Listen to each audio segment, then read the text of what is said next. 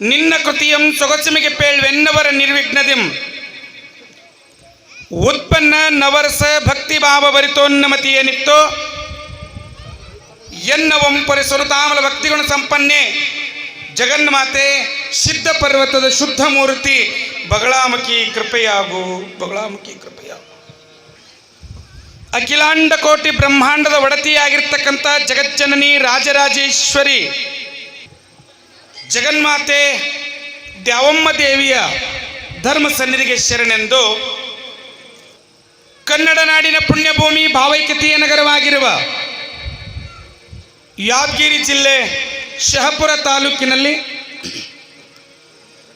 ಇಂದು ಭೂ ಕೈಲಾಸವಾಗಿ ಮೆರೆಯುತ್ತಿರುವ ಸುಕ್ಷೇತ್ರ ಭೀಮರಾಯನ ಗುಡಿಯ ದ್ಯಾವಮ್ಮ ದೇವಿಯ ಧರ್ಮ ಸನ್ನಿಧಾನದಲ್ಲಿ ಶರನ್ನವರಾತ್ರಿ ಉತ್ಸವ ತನ್ನಿಮಿತ್ತವಾಗಿ ಹಮ್ಮಿಕೊಂಡಿರತಕ್ಕಂಥ ಶ್ರೀ ದೇವಿ ಮಹಾತ್ಮೆಯ ಪುರಾಣದ ಧಾರ್ಮಿಕ ವೇದಿಕೆಯಲ್ಲಿ ಅತ್ಯಂತ ವೈಭವದಿಂದ ತನು ಮನ ಧನದ ಸೇವೆಯನ್ನು ಸಲ್ಲಿಸುವಂಥ ಸಮಸ್ತ ಭೀಮರಾಯನ ಗುಡಿಯ ಹಾಗೂ ಸುತ್ತಮುತ್ತಲ ಗ್ರಾಮದಿಂದ ಬಂದಿರತಕ್ಕಂಥ ಗುರು ಹಿರಿಯರೇ, ಮಾತೆಯರೇ, ಯುವಕರೇ, ಮುದ್ದು ಮಕ್ಕಳೇ, ನಿಮ್ಮೆಲ್ಲರ ಅಂತರಾತ್ಮದಲ್ಲೊಳೆಯುವ ಆ ಪರಮಾತ್ಮನ ಚಿಜ್ಯೋತಿಗೆ ನನ್ನ ಶರಣಾರ್ಥಿಗಳು. ಪರಮಾತ್ಮನ ಕೃಪೆ ನಮ್ಮ ಮೇಲಿರಬೇಕಂತ, ತಾಯಿಯ ಕೃಪೆ ನಮ್ಮ ಮೇಲಿರಬೇಕಂತ. ಯಾವತ್ತೂ ನೆನಪಿಟ್ಕೊಳ್ರಿ, ಈ ಜಗತ್ತಿನೊಳಗ ಯಾರೆಲ್ಲ ನಮ್ಮನ್ನು ಕೈ ಬಿಟ್ಟ, ಹೌದಿಲ್ಲ, ಎಲ್ಲರೂ ನನ್ನ ಕೈ ಬಿಟ್ಟಾರ ಅಂತೇನು ಅಂತಿರ್ತಿರಲ್ಲ, ಆ ಸಮಯಕ್ಕೆ ಕೈ ಹಿಡಿಯೋದೇ ದ್ಯಾವಮ್ಮ ದೇವಿ. ಇದು ಮೊದಲು ನೆನಪಿಟ್ಕೊಳ್ರಿ, ಹೌದಿಲ್ಲ. ಮೊದಲು ಅದನ್ನು ಕಲಿಬೇಕು ನಾವು. ತಾಯಿಯ ಸ್ಮರಣೆ, ತಾಯಿಯ ಸೇವೆ ಈ ಜಗತ್ತಿಗೆ ಬಹಳ ಮುಖ್ಯದ. ಯಾಕಂತ ಕೇಳಿದ್ರೆ ತಾಯಿ ಎಂದಿಗೂ ಕೂಡ ತನ್ನ ಮಕ್ಕಳನ್ನು ಶಿಕ್ಷಿಸಬಹುದು. ಯಾಕೆ? ಆತನಿಗೆ ಬುದ್ಧಿಯನ್ನು ಕಲಿಸುವುದಕ್ಕಾಗಿ. ಯಾವ ತಾಯಿ ಕೂಡ ತನ್ನ ಮಗ ತಪ್ಪು ಮಾಡ್ಯಾನಂತಂದ್ರೆ ಗಲ್ಲ ಕೊಡದು ಬುದ್ಧಿ ಹೇಳ್ಬೋದೇ ಹೊರತು ಕೊಲ್ಲೋ ಕಾಯಕ ತಾಯಿದಾಗಿರುವುದಿಲ್ಲ. ಒಂದು ಸಣ್ಣ ದೃಷ್ಟಾಂತ ಹೇಳಿದ್ರೆ ನಿಮಗೆ ನೆನಪಾಗ್ತದ. ತಾಯಿಯ ಕರುಣೆ ಅಂತಹದ್ದು.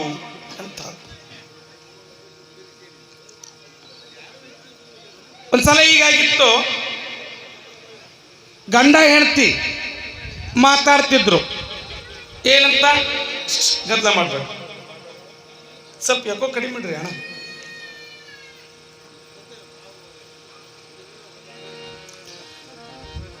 ಗಂಡ ಹೆಂಡತಿ ಮಾತಾಡ್ತಾ ಇದ್ರು, ಅದು ಇಂಗ್ಲಿಷ್ನಾಗ ಮಾತಾಡ್ತಿದ್ರು. ಒಂದು ಮೂಲೆ ಕುಂತಿದ್ಲು ಅವ್ರವ್ವ, ಹುಡುಗನ ಅವ್ವ ಒಂದು ಮೂಲೆ ಕುಂತಿದ್ಲು. ಗಂಡ ಹೆಂಡತಿ ಇಂಗ್ಲಿಷ್ನಾಗ ಮಾತಾಡ್ತಿದ್ರು.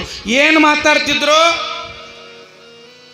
ನಿಮ್ಮವ್ವಗ ಇಲ್ಲಿ ನೋಡ್ಕೊಳ್ಳೋದು ಆಗಲ್ಲ ನನ್ನ ಕೈಲೇ, ಇಕ್ಕಿನ ಒಯ್ದು ಯಾವುದಾದ್ರೂ ವೃದ್ಧಾಶ್ರಮದೊಳಗೆ ಬಿಡ್ರಿ, ಇದನ್ನ ಇಂಗ್ಲಿಷ್ನಾಗ ಮಾತಾಡಕತ್ತಿದ್ರು. ಆದ್ರೆ ಏನೂ ತಿಳಿಯದ ತಾಯಿ ಏನು ಅನ್ಕೊಂಡಳು? ನನ್ನ ಮಗ ಇಂಗ್ಲಿಷ್ನಾಗ ಮಾತಾಡ್ತಾನಲ್ಲ, ನಾ ಹೆತ್ತದಕ್ಕೆ ಸಾರ್ಥಕ ಆಯ್ತು ಅಂದಳು. ನಿಜಾರ್ಥ ಮುದುಕಿಗೆ ಗೊತ್ತಿಲ್ಲ, ತಾಯಿಗೆ ಗೊತ್ತಿಲ್ಲ.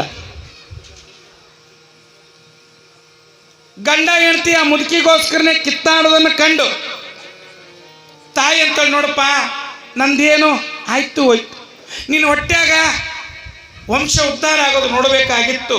ಮೊಮ್ಮಗನ ಆಡ್ಸಿನಪ್ಪ, ಮನೆಯಾಗಿದ್ರು ಅಷ್ಟೇ, ಸುಡುಗಾಡದಾಗಿದ್ರು ಅಷ್ಟೇ. ಎಲ್ಲೋ ಒಂದ್ ಕಡೆ ಗುಡಿ ಗುಂಡಾರದೊಳಗ ನಾ ಜೀವನ ಮಾಡ್ತೀನಿಪ್ಪ, ನನ್ನಿಲ್ಲಿಂದ ನಿನ್ನ ಹೆಂಡತಿಗೆ ತ್ರಾಸ ಆಗ್ತದಂದ್ರ ಬೇಡ, ನಾ ಎಲ್ಲಾರು ಇರ್ತೀನಿ ಅಂತಂದಾಗ ಮಗ ಅಂದ, ಅಲ್ಲಿ ಇಲ್ಲಿ ಯಾಕಿರ್ತಿ, ಆಶ್ರಮಕ್ಕೆ ಒಯ್ದು ಬಿಡ್ತೀನಿ, ನಿನಗೆ ಆಶ್ರಮಕ್ಕೆ ಒಯ್ದು ಬಿಡ್ತೀನಿ. ಒಯ್ದು ವೃದ್ಧಾಶ್ರಮಕ್ಕೆ ಬಿಟ್ಟ. ನೋಡಿ, ಮಗನಿಗೆ ಎಷ್ಟೆಲ್ಲ ಹೆತ್ತು ಹೊತ್ತು ಸಾಕಿ ಸಲುಹಿ ದೊಡ್ಡವನು ಮಾಡಿ ಸಾಲಿ ಕಲಿಸಿ ನೌಕರಿ ಕಳಿಸಿ ಮದುವೆ ಮಾಡಿ ಮುಪ್ಪಿನ ಕಾಲಕ್ಕೆ ಒಂದು ತುತ್ತು ಕೂಳು ಬಯಸಲಿಲ್ಲ ತಾಯಿ ಅವನಿಂದ. ಚಂದಿರಪ್ಪ ಎಲ್ಲರೂ ನೀವು ಗಂಡ ಹೆಂಡತಿ ಚಂದಿರಿ ಅಂತಳಲ್ಲ, ಅದು ತಾಯಿ ಗುಣ. ಹೋದ ಆ ವೃದ್ಧಾಶ್ರಮ ಕೊಯ್ದು ಆ ಮುದುಕಿನ ಬಿಟ್ಟ. ಅದಕ್ಕೇನು ಕೊಡಬೇಕಾಗಿತ್ತು ಒಂದು ಸ್ವಲ್ಪ ಕೊಟ್ಟ, ಆಕಿನ ಯೋಗಕ್ಷೇಮಕ್ಕಂತೇಳಿ.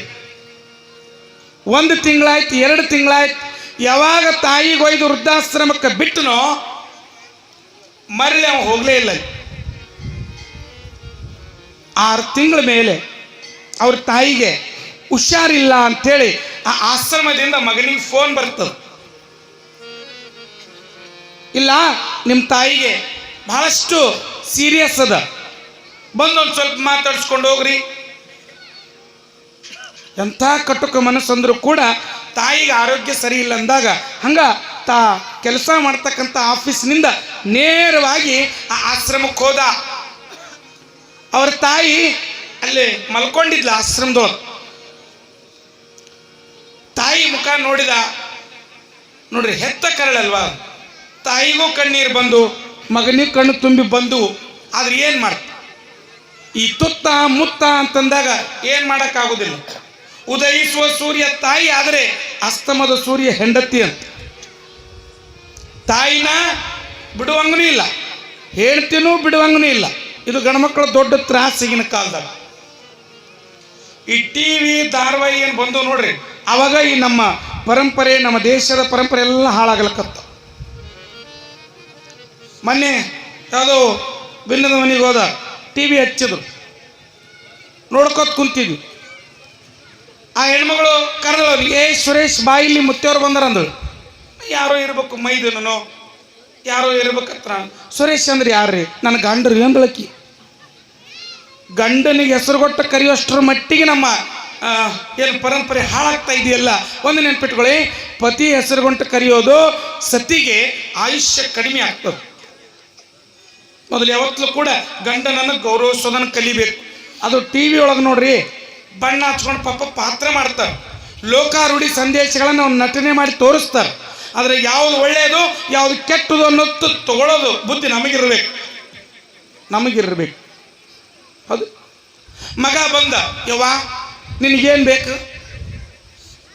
ನಿನಗೇನಾದ್ರು ತಿನ್ನಕ್ಕೆ ಬೇಕಾ? ಎಲ್ಲಿ ಸೀರೆ ತಂದು ಕೊಡ್ಲೆ, ಆಭರಣ ತಂದು ಕೊಡ್ಲೆ? ನೋಡ್ರಿ, ಕಣ್ಣು ಮುಚ್ಚೋ ಟೈಮಿನಾಗ ಇವು ಕೇಳಕತ್ತಾನ ಮಗ. ಅವಾಗ ತಾಯಿ ಅಂದಳಂತ, ನನಗೇನೂ ಬೇಡಪ್ಪ.